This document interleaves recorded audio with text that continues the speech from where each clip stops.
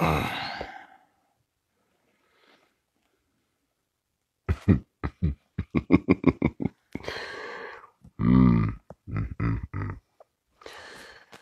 Rising.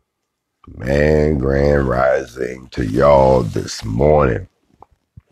Grand Rising.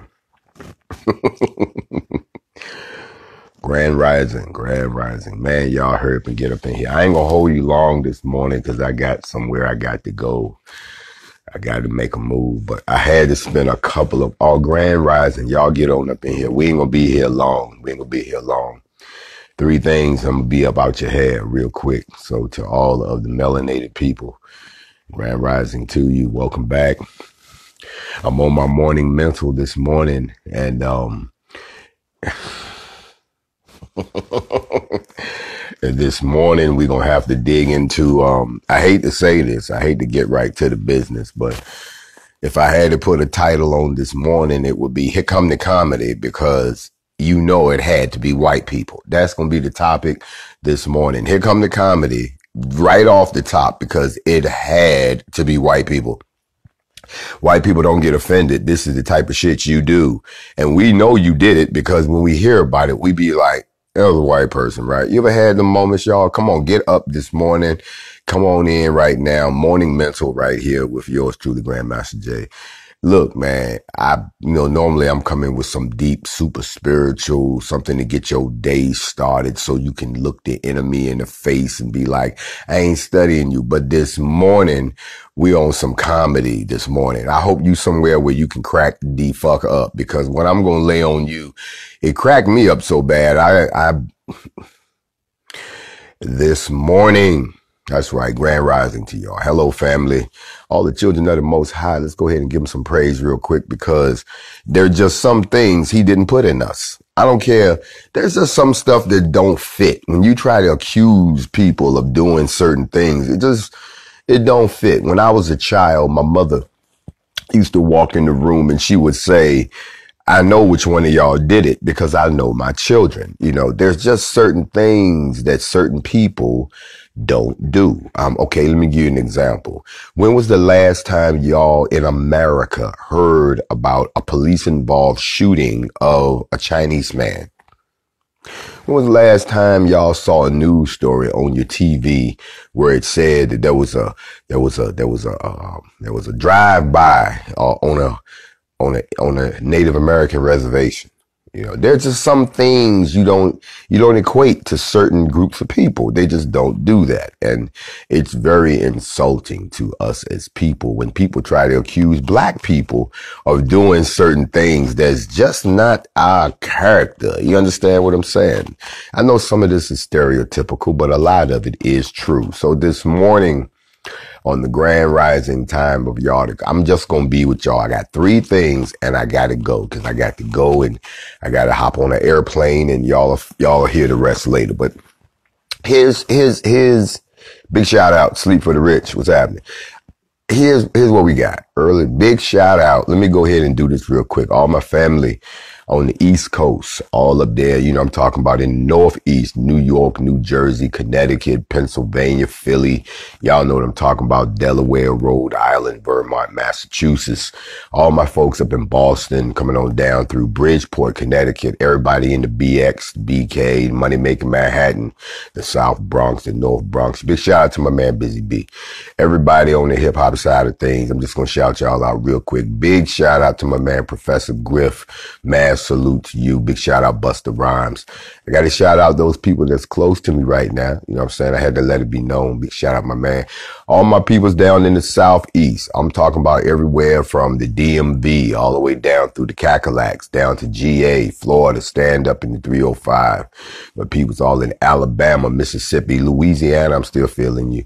All my folks in Texas, Oklahoma, Arkansas, Little Rock, stand up. Matter of fact, Texarkana, what you talking about? Kansas City on the map now. I'm about to stand up. I got to shout all my folks out, all the way out there on the West Coast. Cali, all the way down Nevada, Phoenix, all back down Vegas. I'm feeling all of y'all too. And then, of course, the places where y'all don't think we have a presence, we actually do. My peoples in Denver know what I'm talking about. And then, of course, I'm not going to touch the Midwest yet, because I told y'all it's going to be some comedy this morning. While I'm on the while I'm on the West Coast, let me go up top. Places that I've been where black folks, y'all different, but still melanated people. Now I'm talking about the state of Washington, Oregon, all in Portland where they've been acting up. Seattle, coming all the way down through that area. Well, here comes the comedy. There's a story coming out of Portland. I'm going to tell it the way that it should have been told. I'm not going to tell it the way that the media, because the media is always looking for drama. They always trying to find the sadness in the story, but they cracked me up when I heard this story, and I hope y'all ready for this shit. This is some shit that's straight out of the comic. What the hell is this? About the panic. It's lint on my head. Okay. I thought I had one of those pencil moments where the flies attracted to, we ain't gonna talk about that. Anyway, here go what happened. And I'm going to give it to you the way that they should have gave it to you. Morning mental for you. Think about this. Jackson, Mississippi, I see you. Listen, it was a white person. Remember, that's our topic. It was a white person. So, police got a phone call. Police got a phone call, y'all. Call 109, call 109. Be on the lookout for a man running around with a flaming piece of wood. This was the call. Somebody was running around with a flaming piece of wood. Not a piece of wood like a stick out of but like some old torch, the Roman shit. Somebody running around with a flaming, but who in their right mind is running around with a flaming piece of wood? Okay, so there's a dude out here. Be on the lookout. Car 19. There's a man out here running around with a flaming piece. I'm not making this shit up. This really happened. But here come the comedy. Listen to the irony and the comedy. There's a man running around with a flaming piece of wood. If the wood is on fire to the point where people can pick up the phone and call somebody, I would immediately say, well, ma'am, how big is the piece of wood? And how is he managing to keep it on fire? Is it soaked in gasoline? Is it a torch? Or do you mean he has a torch? You mean there's a motherfucker running around with a torch? Okay. So the cops got the call. Be on lookout, man with piece of wood. So there's this cop that's out, he going to check it out. He going to never fear. I'm here. I'll go. He ain't got no fight where he's supposed to have a fire extinguisher. I'm hoping he had a fire extinguisher. But he's on the lookout for this man with the piece of wood. Remember what our topic is? It had to be white people. So the cop is patrolling the neighborhood where the piece of wood, the man with the flaming piece of wood is supposed to be. He didn't have to look far for the man for the flaming piece of wood, because the man with the flaming piece of wood found him. Oh, yes, he did. Pulled up with his flaming piece of wood. The cop saw the man with the flaming piece of wood, and in his best police voice, he said, "Drop the piece of wood that's on fire." My man won't try to hear that or nothing else. So he takes the flaming piece of wood and throws it into the police car while the cop is in the car. Now, the car bursts into flames. The cop is in the car, right? Now, here's where the story gets very interesting. The man threw the piece of wood that's on fire into the police car. The police car catches on fire. The other policeman is still in the car. Other police show up. Now listen to the story.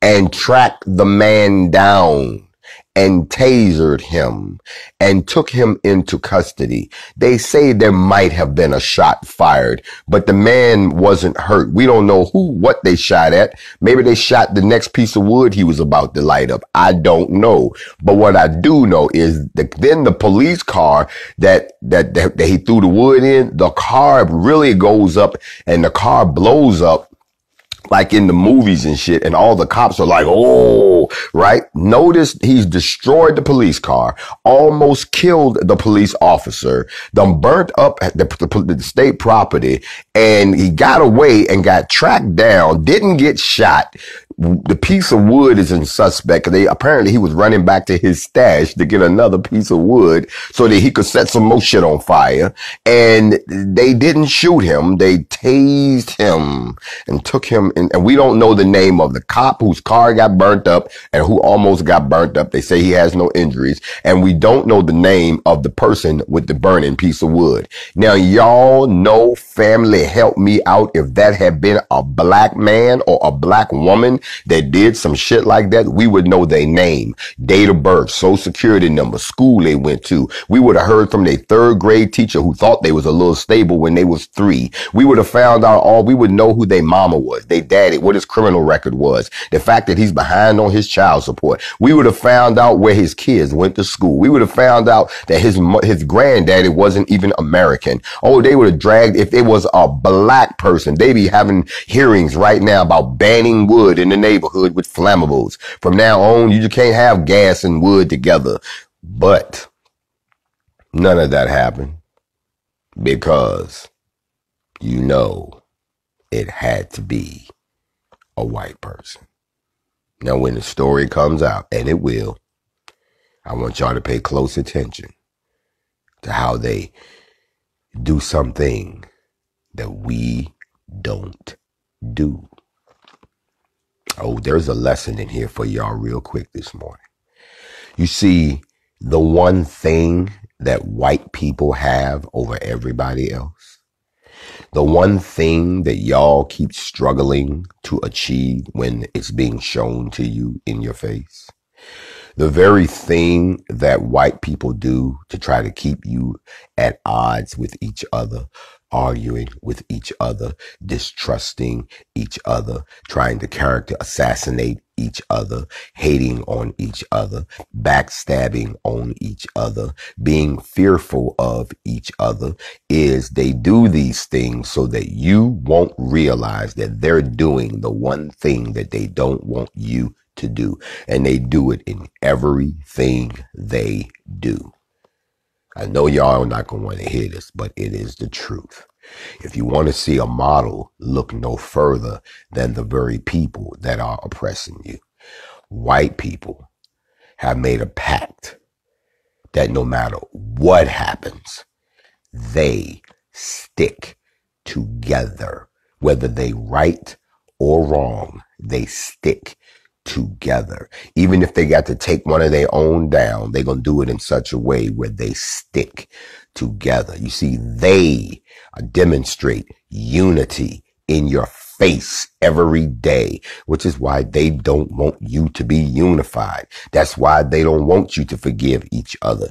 They don't want you to forgive the imperfections. They want you to believe that every one of y'all need to be perfect while they are the most imperfect, barbaric people. A man with a piece of fucking wood running around in a city, the police shows up. He sets the police car on fire with the cop inside, gets away, gets tracked down by the police. They don't shoot him. They make sure they tase him. Of course, he was on his way to get some more flaming wood. They didn't say nothing about that. They said a shot was fired, but they don't say who got shot at or who did the shooting. Did he shoot back? Did the nigga break out a 9 on top of the flames too? Or was he simply trying to get his big lighter? Black people have been shot for holding cell phones, lighters, imaginary weapons that weren't there, knives that mysteriously materialized out of nowhere, drugs that just popped up out of the air. They look wrong. They had something in their waistband. They was on the phone. They was sitting in Starbucks. Hell, they was trying to barbecue. Black folks have been shot for just being black. Yet this man did not get shot over reaching for his big lighter. I'm sorry, y'all, but the comedy is in our face, but the irony is also. You know, it had to be white folks. When I heard the story, I knew it was white folks. Y'all ever had one of the moments where you hear some crazy shit and you be like, oh, white folks. No, white folks did that because ain't no way, no bruh. And then there's some things that happen that we pray that it ain't us. Y'all ever do that? You ever hear something be like, I hope there wasn't a black person that did that. And sometimes we're wrong, but for the most part, you know your peoples, we know our peoples. Black folks know that we ain't, for instance, if you ever hear some crazy stuff like, it was a whole bunch of black folks, they was plotting to blow up the building and do suicide bombing and drive a car. We'd be like, hold up. That ain't our style. Yeah, every race has a style. Just like white people, you have a style. You like to lynch people. You invented it during the Revolutionary War. You brought it back anyway. Y'all been hanging people from trees for years. We talked about that last night. By the way, on a more serious note, if you are looking for part 2 of the class I taught last night on the Nephilim and the Pyramid of the Apocalypse, may I have your autograph? You've probably seen part 1, but part 2 was so vicious. Part 2 was so revealing. Part 2 rubbed so many people the right way because they've been going the wrong way for so long that they destroyed it before we could even save it. So if anybody managed to capture the class from last night, which was the Nephilim and the Pyramid of the Apocalypse, can I have your autograph?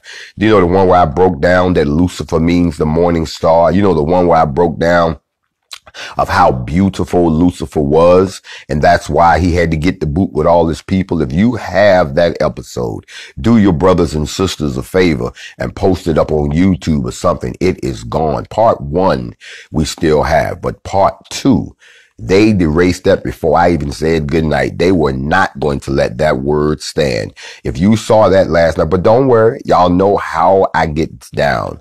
The last time they did that to me, what did I do? I just came back and taught the same class over again. You see, it's not the class that you need to stop when you can't stop the source of the class. You see, the anointing that's been placed on me to teach, when I black out into those sessions, it ain't me. I let myself be taken over by the Most High and let him speak to y'all. And for a man to sit there and who can't handle the truth, for you to pull the plug and erase it before the people get a chance to eat from it, you gonna pay for that. But it doesn't mean that it can't be done again. See, that's the problem with a lot of people who think like men. You think that you have the power to stop that from within, which you cannot contain. You did not invent this world. You can't destroy this world. You can be removed from this world, and then the world will just start all over again. That's why this is not the first. This is not the second. This is not the third. Do your research. This is not the fourth. This is the 5th creation. In other words, we've done all this before,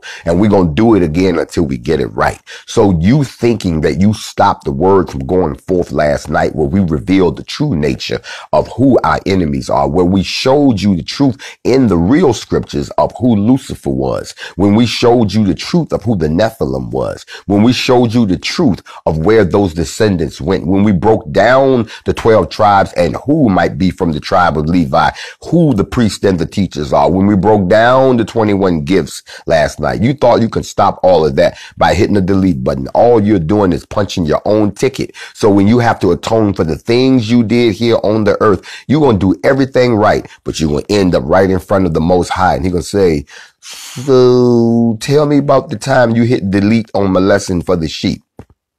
And you're going to be sitting there talking about, well, hour. Nobody want to hear all that into the flames. So y'all stop asking me, where is part 2? Part 2 was so vicious that they deleted it before they got rid of it before it got to your table. It was still on its way. The waiter was coming out of the back room. The smoke was still coming off of the plate. And they said, nah, bring that back, cousin. You can't have that one. But let me finish with my comedy. That was number 2. Here's number 3. So by now, I'm pretty sure y'all seen the video of the Zamboni. Who doesn't know what a Zamboni is? That name alone should tell you. Zamboni. The Zamboni caught on fire. Did y'all see the video of the Zamboni at the skating rink in Rochester, New York? That they bring the Zamboni out to smooth the ice over. They bring out the Zamboni. You see the machine they ride around at the hockey game? They brought out the Zamboni. And the Zamboni was riding around doing his job, and the Zamboni caught on fire. Now, before we go any further, let me tell y'all a little something about the Zamboni. The reason it's called a Zamboni, because people are like, well, what the hell is a Zamboni? Why didn't they just call it an ice smoothing machine? Because the Zamboni was invented by an Italian man whose last name was Zamboni. And he wanted to call his company the Paramount Company, but he was in California and there was already a company called Paramount Pictures. So he said, the hell with that. He stuck with his family name and called it the Zamboni machine. And the Zamboni makes ice. And it smooths over the ice. It's an ice machine. Y'all hold on a minute. I had to check somebody real quick who done lost their goddamn mind up in here. The Zamboni family has sold Zambonis all over the world. What I want to tell you what the comedy of this is, and it's really not a comedy, it's the tragedy. If you watch the video, the Zamboni comes in and starts to do its thing. It's doing what it does to the ice. There's a man riding on the Zamboni. And all of a sudden, the Zamboni, if you pay attention to the video, begins to leak a red liquid. No, the Zamboni is not bleeding. That red liquid is hydraulic fluid. So it lost its hydraulics, which meant whatever was supposed to be pressured to do whatever it was supposed to do wasn't doing it no more. Some stuff rubbed together that wasn't supposed to rub together. Some shit overheated that wasn't supposed to ever heat up. And before you know it, the Zamboni, which is propane powered. If you know anything about propane is highly explosive. So as the Zamboni burnt up, the man stayed on the Zamboni and turned it around while it burnt up and rolled his ass out of the arena. Zamboni is still on fire. From what I heard, he drove the Zamboni outside where it blew up. Nobody, and saved the kids. Now, here comes the irony. I saw all of these media outlets asking people, are you the one who filmed this? Can I use this? You've seen everybody asking, hey, I'm so-and-so from the New York Times. I'm so-and-so from the Daily Mail. I'm all of these media outlets. Is this your video? Do we have permission to use it? Here's what I thought was ironic. Nobody asked if the driver was okay. Nobody said, because when the Zamboni rolls out of there, you can see it's fully engulfed. You don't see the man anymore. He's on fire. Nobody asked if he was okay. Did he survive? Nobody cared. What is my point? A lot of you are so consumed with thinking that you're reporting something first. A lot of you who have no journalistic training, who have these phones and these cameras, suddenly think that you're reporters. So you're consumed by some of the same demons that reporters are consumed with, and that is the desire to get the word out first. Somewhere along the line, you've lost your compassion for your fellow man. You don't care if people are all right. You just care about the shock value of a video. Let me be honest with you. I know a lot of you only tune in whenever we go live with the NFAC because you want a comfortable, cowardly front row seat to us killing someone so you can show it first. That's the only reason you watch. You don't give a damn about the movement. You don't give a damn about our liberation. You don't give a damn about freeing your people. That's why a lot of y'all won't even come out and get involved because you don't give a damn about yourself. Plus, on top of that, that requires too much work and it requires some things a lot of you don't have, which is called courage. I want to thank all of you all who have found one way or the other to support the NFAC. If you all don't think you've been slapped in the face, ask yourself this question right here.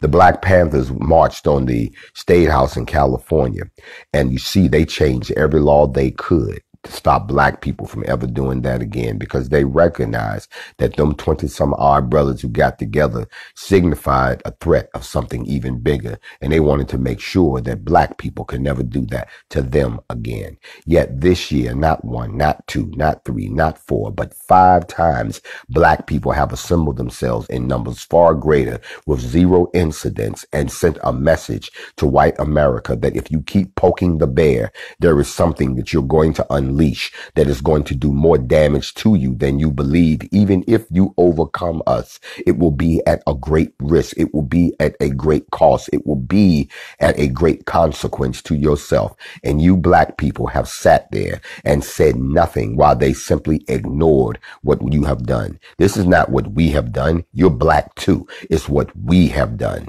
Have they talked about the significance of it? Hell no, because they sticking together. Have they talked about the fear that they feel? Hell no, because they sticking together. Have they talked about the fact that they handing out Nobel Peace Prizes and most influential awards to motherfuckers you never even heard of? Yet every person walking the face of the earth, whether you are a pro-black person like my peoples in the new Black Panther Party and the Huey Newton Gun Club, all the way up to rednecks like, you know, the angry this and the this person, and all these white people that are trying to eat off of what's going on.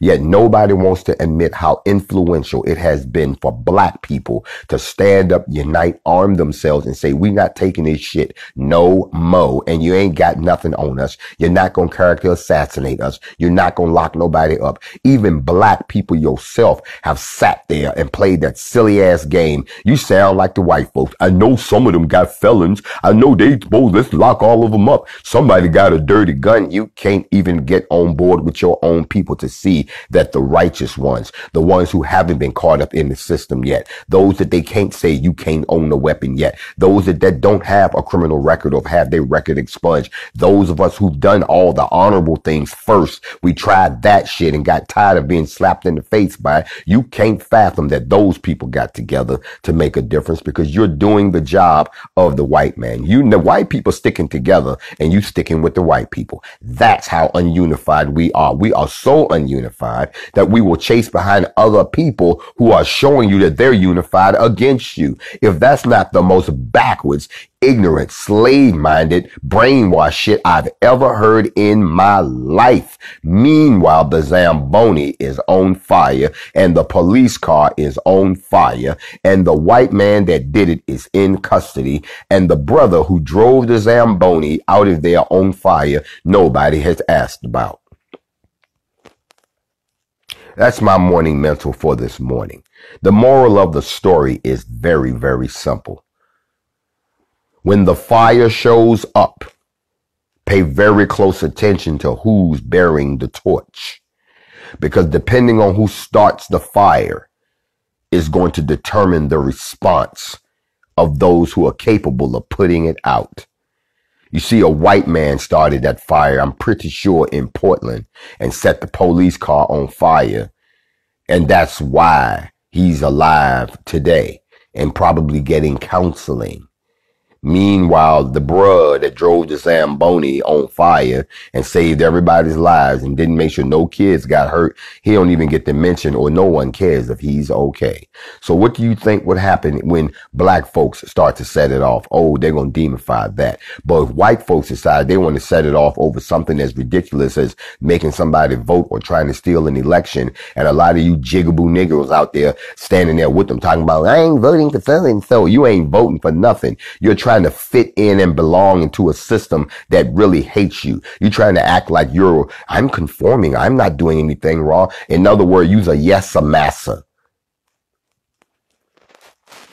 Now take that and light that on fire and see how far that goes. That's the comedy, y'all. I'm sorry. The man... Car 19, be on the lookout for a man with a piece of wood on fire. Hey, man, I got the dude showed up. You looking for me, dog? And set the car on fire. Now, can you imagine the dude in the car trying to put the fire out? Car 19. He's like, what's going on? I found the man with the fire. You found him. What's his location? In my car, motherfucker. He's like, you got a fire extinguisher? The fire extinguisher, send back up. And the backup they sent was the cops. Wouldn't it have been Wouldn't it have been jacked up if the person at 911 did the same thing to the cops that they do to us? Oh, so you in the car's on fire. All right, sir, please stay on the line with us, sir. You know, no, the car's on fire. I don't know what I'm going to do. Sir, just calm down. Fire department's on the way. You know, in the fire department, they think it's some bullshit, so they taking their time. If you see the story, go Google it. It's on all the news channels. But look at the pictures of the police car. I'm sorry, I slid out of my seat and I turned into a scrubbing bubble and went down the drain when I seen that shit. I'm just trying to picture who called the police and what was that call like? 911 was your emergency. There's a man out here with a piece of wood that's on fire. It's a man out here with a piece of wood that's on fire, huh? Ma'am, are y'all having an argument? No, I'm not talking about that. I'm trying to tell you there's a man outside my window and he got a piece of wood and it's on fire. Well, ma'am, what is he doing with the piece of wood that's on fire? He's standing out in the goddamn, look, just send somebody. It's a man with a piece of wood on fire walking around the neighborhood. Okay. No problem. And then the 911 trying to hold themselves together calls down to the dispatch because they got to call the police folks. You know, they, so-and-so substation. Yes. Look, y'all, I got a call. It's a man with a piece of wood that's on fire. And they saying he walking around. A man with a piece of wood on fire. I'm just telling you. And they serious. All right, where the man with a piece of wood on fire. And, you know, rather than take it serious, you know, they call, you know, car 19. Car 19 is on break eating donuts somewhere, you know, thinking about what black person he can get into and try and get his notch on his belt so that he can, you know, get into the club. And all of a sudden the call comes in, you know what I'm saying? Car 19, what's your location? Oh, I'm over here on the edge of the black neighborhood about to do some racial shit. Well, before you do that, look, can you drive through a certain neighborhood? They said there's a man out there with a piece of wood that's on fire. Well, if the piece of wood is on fire, shouldn't he go to a doctor or something? No, not like that. What's wrong with y'all? Well, you said his wood was on fire. I did not say his wood was on fire. I say there's look, go over there and check it out and let us know. All right, damn. So he finished his donut, wipe his mouth. Car 22, I'm about to be 1017 over a man with a piece of, and drove into the neighborhood. Here's the part that got me. Drove into the neighborhood with his windows down. That's the crazy part. If I know there's somebody running around with something that's on fire, I'm coming in with the windows up, trying to scope out the situation. Nah, nobody took it seriously. Y'all ain't feeling the comedy.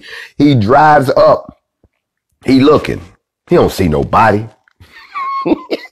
All of a sudden, he looking, here this motherfucker come. And he ain't got like a stick, like a broomstick. This motherfucker got a 2x4. Soaked in kerosene with a piece of cloth wrapped around it. It's a torch. And he coming your way.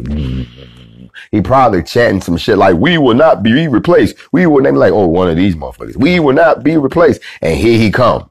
And because he's white, he didn't just jump out and shoot him talking about, cause think about it. If it had been a black man approaching a police car with a stick that's on fire, he never would have made it to the patrol car. My man would have jumped out, dropped the wood, dropped the stick, and they would have lit his ass up. And we would have seen a picture of a bruh laying on the ground with bullet holes in him. And they thought, well, why is this stick of fire, right? Because that's what he had. We were in fear of our life. So we had to put him down. But no, he saw a white guy with a piece of wood. Hey, buddy, let's just put the woof. And now all of a sudden, now watch this. Now the girl who's back at the desk gets this call back because she's chilling now. She eating her bonbons, doing her nails. And all of a sudden the radio comes like, car 19. And she's like, car 19, what's the problem? Car on fire. My car's on fire. What you mean your car on fire? I found the man with the piece of wood. And the guy, wait a minute, hold on, slow down, Joe. You talking too fast. You found the motherfucker. Yeah, I found him. So that's good police work. No, you don't understand. I found the motherfucker and he's in my car and the car's on fire. Ah! Now, can you imagine the motherfucker trying to call for backup? Any car in the vicinity of car 19. He need assistance. Oh, fire, do something. I couldn't have been working. They couldn't have had me on the radio, yo. I'm just keeping it 100 with you. I've been cracking up like a motherfucker. I've been on there talking about somebody go check out car 19. He said that he found the man with the, and now his car is on fire. Then you got other officers asking, well, damn, how big is the piece of wood that he set a car on fire? What is he dragging a cross around? What is going on? Y'all not hearing. I knew that it had to be white people. I knew it. I hope that the brother who was driving the Zamboni is okay, because nobody asked. You know what I'm saying? That man is a hero because he didn't let that thing sit there and blow up with them people sitting up in that hockey game. But to the cop who found the man with the piece of wood, who threw it in his car, and to all of the police officers that had to deal with that situation, I just got one question. How did y'all manage not to kill this dude? Because y'all kill us for less. That's my morning mental. Y'all have a good day. Car 19, car 19. Meanwhile, nobody had a fire extinguisher. Nowhere. Not in the police car, not on the Zamboni. It was an ice skating rink. And y'all couldn't put the fire out. Shouldn't there be like a ice? Well, it's ice, so they don't think they need a fire suppression system. I don't know. Y'all have a good day. Don't forget, join me tonight on the Facts Over Feelings. I see I'm going to have to teach part 2 all over again, because unless somebody can come up with the recording, y'all know I can't go to my next chapter unless I make sure you're caught up. So if you caught the class last night, don't worry. I'm going to do it again tonight. On the part about Lucifer, I'll do part 2 again. And it's going to be raw and uncut, but this time we may have to do it on 2-3 platforms at the same time.